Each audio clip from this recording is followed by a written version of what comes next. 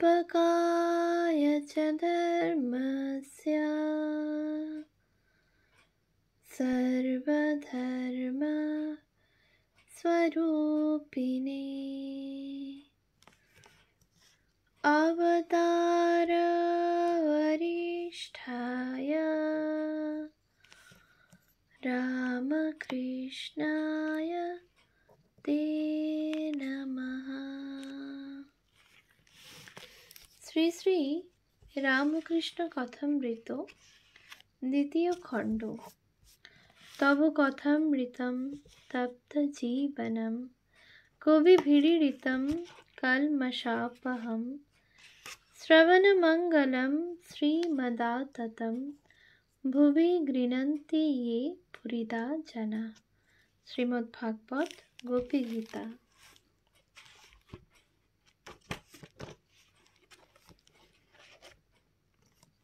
পৃষ্ঠা সংখ্যা 1167। শ্রী রামকৃষ্ণ অশ্বিনী কুমার প্রভৃতি ভক্ত সঙ্গে। সংসারে থাকবে তো একখানি আম মুক্তার নামা লিখে দাও, বকলমা দিয়ে দাও, উনি যা হয় করবেন। তুমি থাকবে বড়লোকের বাড়ির ঝির মতো। বাবুর ছেলেপুলেকে কত আদর করছে, নাওয়াচ্ছে, ধোয়াচ্ছে, খাওয়াচ্ছে, যেন তারই ছেলে, কিন্তু মনে মনে জানছে এ আমার নয়। যেমন জবাব দিলে ব্যাস, আর কোনো সম্পর্ক নাই।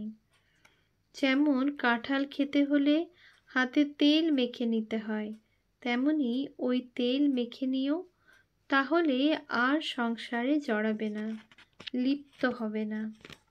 এতক্ষণ মেঝেই বসে কথা হচ্ছিল, এখন তক্তাপোশের উপরে উঠে লম্বা হয়ে শুলেন। আমায় বললেন হাওয়া করো।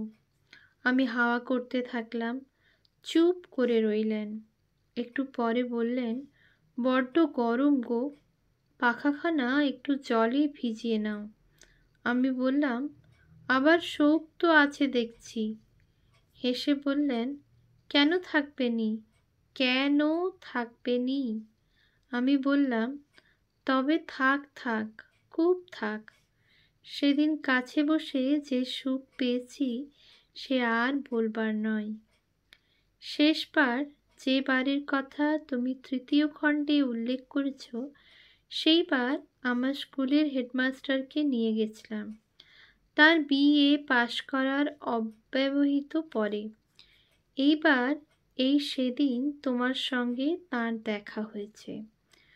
ওকে দেখেই বললেন, আবার ইটিক পেলে কোথায়, বেড়ে তো?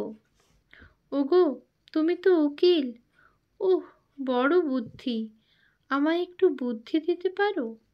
তোমার বাবা যেদিন এসেছিলেন এখানে 3 দিন ছিলেন। আমি জিজ্ঞাসা করলাম, তাকে কেমন দেখলেন? বললেন, বেশ লোক, তবে মাঝে মাঝে হিজিবিজি বকে। আমি বললাম, আবার দেখা হলে হিজিবিজিটি ছাড়িয়ে দেবেন। একটু হাসলেন। আমি বললাম, আমাদের গোটা কত কথা শোনান। বললেন, হৃদয়কে চেনো? হৃদয় মুখোপাধ্যায়। আমি বললাম, আপনার ভাগ্নে তো? আমার সঙ্গে আলাপ নাই। ঠাকুর হৃদে বলতো, মামা তোমার বুড়িগুলি সব এক সময়ে বলে ফেলো না, ফিবার এক বুলি কেন বলবে? আমি বলতাম, তা তোর কি রে শালা, আমার বুলি আমি লক্ষবার ওই এক কথা বলবো, তোর কি রে?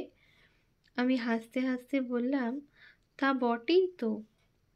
কিঞ্চিত পরে বসে ওং ওং করতে করতে গান ধরলেন, ডুব ডুব ডুব রূপসাগরে আমার মন। 2-1 পদ গাইতে গাইতে ডুব ডুব বলতে বলতে ডুব। সমাধিভঙ্গ হলো। পায়চারি করতে লাগিলেন। ধুতি যা পরা ছিল তা 2 হাত দিয়ে টানতে টানতে একেবারে কোমরের উপর তুলেছেন। এদিক দিয়ে খানিকটা মেঝে ঝেঁটিয়ে যাচ্ছে, ওদিক দিয়ে খানিকটা অমনি পড়েছে।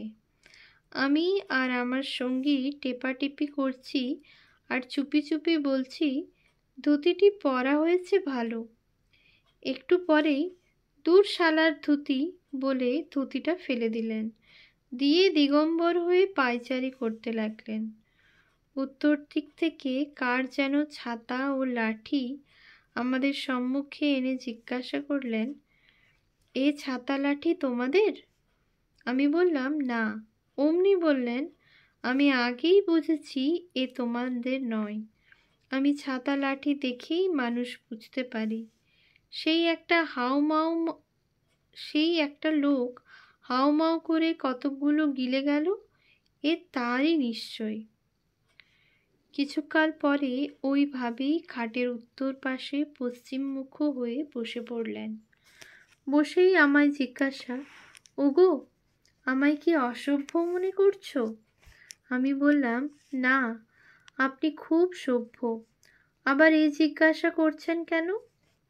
ঠাকুর, আরে শিবনাথ টিপনাথ অসভ্য মনে করে। ওরা এলে কোনো রকমে একটা ধুতি টুতি জড়িয়ে বসতে হয়। গিরিশ ঘোষকে চেনো? আমি, কোন গিরিশ ঘোষ? থিয়েটার করে যে? ঠাকুর, হ্যাঁ। আমি দেখিনি কখনো, নাম জানি। ঠাকুর, ভালো লোক। আমি, শুনি মদ খাই নাকি? ঠাকুর, খাক না, কদিন খাবে।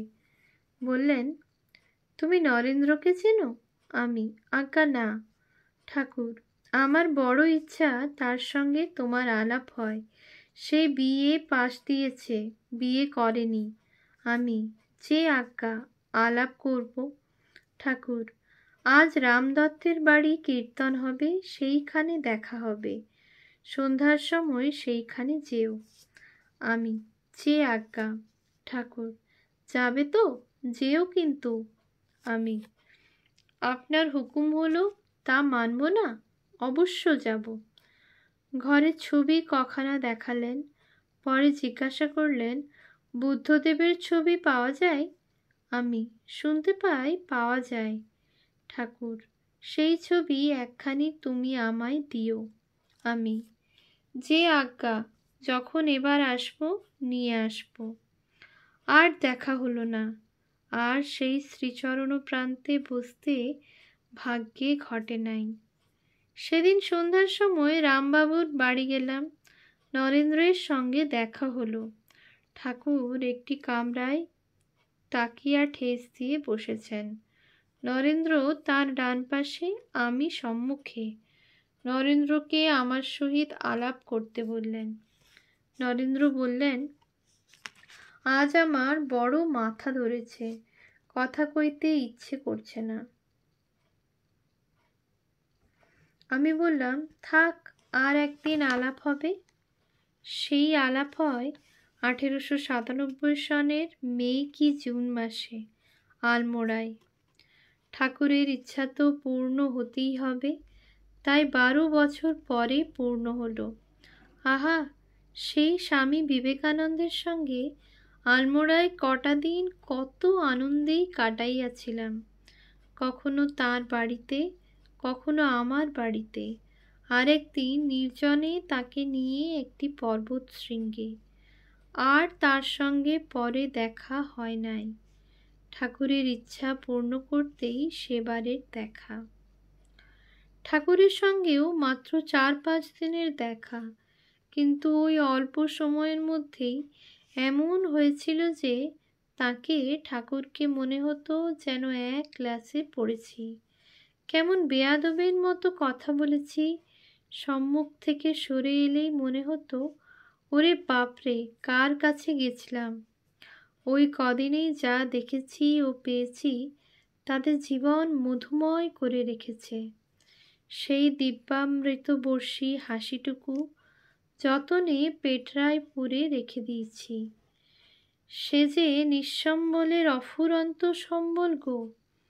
আর সেই হাসিচ্যুত অমৃতকণায় আমেরিকা অবধি অমৃতায়িত হচ্ছে। এই ভেবে হৃষ্যামি চা মুহুর্মুহু, হৃষ্যামি চা পুনঃ পুনঃ। আমারই যদি এই, এখন বোঝো তুমি কেমন ভাগ্যধার। মাস্টার মহাশয়ের সংক্ষিপ্ত জীবনচরিত। শ্রীযুক্ত মহেন্দ্রনাথ গুপ্ত সপ্রণীত শ্রী শ্রী রামকৃষ্ণ কথামৃতে শ্রীম, মাস্টার, মণি, মোহিনীমোহন বা একজন ভক্ত ইত্যাদি ছদ্মনাম বা অসম্পূর্ণ পরিচয়ের আবরণে আপনাকে গুপ্ত রাখিতে চেষ্টা করিয়াও ব্যর্থ কাম হইয়াছেন, কারণ তাহার অনুপম কীর্তিসৌরভ আপনা হইতেই সর্বত্র প্রসারিত হইয়াছে। 1882 খ্রিস্টাব্দে শ্রীরামকৃষ্ণের প্রথম দর্শন লাভকালে তিনি মেট্রোপলিটন বিদ্যালয়ের শ্যামবাজারস্থ শাখার প্রধান শিক্ষকের পদে নিযুক্ত ছিলেন। শ্রীরামকৃষ্ণ ভক্তমণ্ডলীতে সুপরিচিত রাখাল, বাবুরাম, সুবোধ, পূর্ণ, তেজচন্দ্র, পল্টু, ক্ষীরোদ, নারায়ণ প্রভৃতি বিভিন্ন সময়ে ওই বিদ্যালয়ের ছাত্র ছিলেন। এই জন্য তিনি মাস্টার মহাশয় নামেই পরিচিত ছিলেন। এমনকি ঠাকুরও তাহাকে কখনো মাস্টার বলিয়া অভিহিত করিতেন। কথামৃতের আদিতে শ্রীমদ্ ভাগবত হইতে এই শ্লোকটি উদ্ধৃত হইয়াছে। তব কথামৃতম তপ্ত জীবনম কবিভিড়িতম কলমশাপহম শ্রবণমঙ্গলম শ্রীমদাততম ভুবি গৃণন্তি ये পুরিদা জানা। শ্রী শ্রী ঠাকুরের কথামৃত প্রচারপূর্বক মাস্টার মহাশয় সত্য সত্যই শত সহস্র ধর্মপিপাসু ব্যক্তির গৃহপার্শ্বে অমৃতের ধারা প্রবাহিত করাইয়া সর্বোত্তম ফলদানের অধিকারী হইয়াছেন। পঞ্চখণ্ডে বিভক্ত এই গ্রন্থখানি শ্রীরামকৃষ্ণের ভাষার সহজ সাবলীল গতি, ভাবের গাম্ভীর্য, স্বল্প কথায় সজীব চিত্রাঙ্কন, সর্বজনীন সহানুভূতি, অসীম উদারতা ও অবাধ অন্তর্দৃষ্টির সুনির্মল দর্পণরূপে জগতের সর্বশ্রেষ্ঠ সাহিত্য মধ্যে উচ্চাসন অধিকারপূর্বক লেখককে অমর করিয়াছে। একটি জীবনের পক্ষে ইহাই যথেষ্ট হইলেও মাস্টার মহাশয় ইহাতেই সন্তুষ্ট না থাকিয়া স্বীয় চিত্তাকর্ষক ও প্রেরণাপূর্ণ মৌখিক উপদেশ প্রভাবে শত সহস্র দুর্বল ধর্মপথচারীর সম্মুখে শ্রীরামকৃষ্ণ জীবনের উজ্জ্বল আলোক তুলিয়া ধরিয়া এক নবীন দৃষ্টিভঙ্গি ও স্পৃহা জাগাইয়াছেন। তিনি যখন কথা বলিতেন তখন অতুলনীয় স্মৃতিশক্তির দ্বারা পরিপুষ্ট কবিত্বপূর্ণ বর্ণনার গুণে শ্রীরামকৃষ্ণের শেষ কয়েকটি বৎসরের চিত্র শ্রোতাদের সম্মুখে সচল হইয়া উঠিত। ঠাকুরের পূত ও সঙ্গলাভে ধন্য দিবসগুলির অভিজ্ঞতার আলোকে ওই চিত্রসমূহ সমুজ্জ্বল হইয়া এক অলৌকিক পরিবেশের সৃষ্টি করিত এবং সমাগত ধর্মপিপাসুদিগকে অবলীলাক্রমে সেই সজীব পুরাতন লীলাক্ষেত্রে উপস্থাপনপূর্বক শান্তি ও বিশ্বাসের শুভ্র পূর্ণ জ্যোতিতে অবগাহন করাইত। মাস্টার মহাশয় সর্বদাই যেন দক্ষিণেশ্বর ও কামারপুকুরের স্মৃতিরাজ্যে বাস করিতেন এবং বাহিরের যে কোনো শব্দই উচ্চারিত হোক না কেন, উহা সেই রাজ্যেরই কোনো ঘটনার চিত্র উদ্বোধিত করিয়া তাহাকে উহারই সহিত বিজড়িত অতীত জীবনের পুনরাবৃত্তিতে নিযুক্ত রাখিত। শ্রোতা আসিয়া যে কোনো বিষয়েরই প্রশ্ন করুক না কেন, অমনি উত্তরোচ্ছলে তিনি জীবন্ত ভাষায় শ্রীরামকৃষ্ণ চরিত্রের কিয়দংশ তাহার সম্মুখে তুলিয়া ধরিতেন। 1932 খ্রিস্টাব্দের 4 জুন দেহত্যাগ পর্যন্ত তিনি প্রত্যহ এই স্বেচ্ছাধৃত ব্রতই উদযাপন করিয়াছিলেন। ওম শান্তি শান্তি শান্তি। হরি ওম তৎসৎ। শ্রীরামকৃষ্ণার্পণমস্তু।